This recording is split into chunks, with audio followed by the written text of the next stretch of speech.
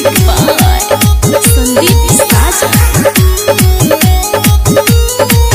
दिल तुरले बिया पगली सुनो ए मोरे भाई हो। दिल तुरले बिया पगली सुनो ए मोरे भाई हो। 4 साल के प्यार हमर गइले भुलाई हो।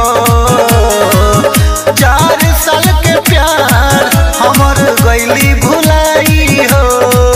दिल तुरले बिया पगली सुनो ए मोरे भाई हो। दिल तुरले बिया पगली सुनो ए मोरे भाई हो।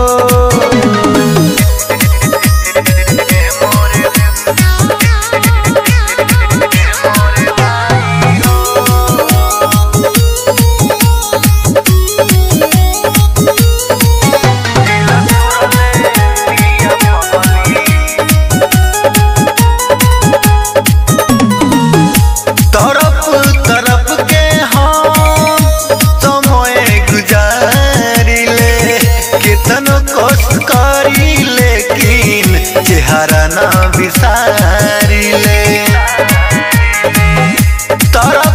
तरफ के हम समय गुजारिले कितनो कोशिश करी लेकिन चेहरा ना बिसारिले। दोहरा दहोला लागे अब मर जाई हो। दोहरा दहोला लागे अब मर जाई हो। दिल तुरले बिया पगली सुनो ए मोरे भाई हो। दिल तुरले बिया पगली सुनो ए मोरे भाई हो।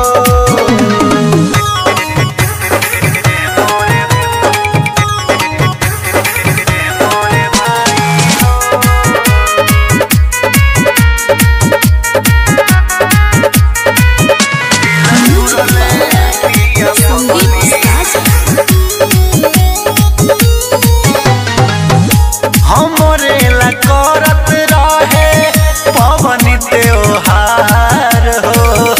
तब काहे भूल गईली हमारा के यार हो। हमरे ला करत रहे पवन त्योहार हो। तब काहे भूल गईली सुना मोरे यार हो। दोहरा दहोला लागे अब मर जाई हो। दोहरा दहोला लागे अब मर जाई हो। दिल तुरले बिया पगली सुनो ए मोरे भाई हो।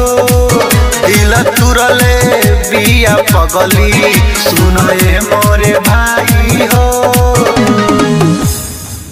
प्रेमी डिजिटल रिकॉर्डिंग स्टूडियो शिवहर।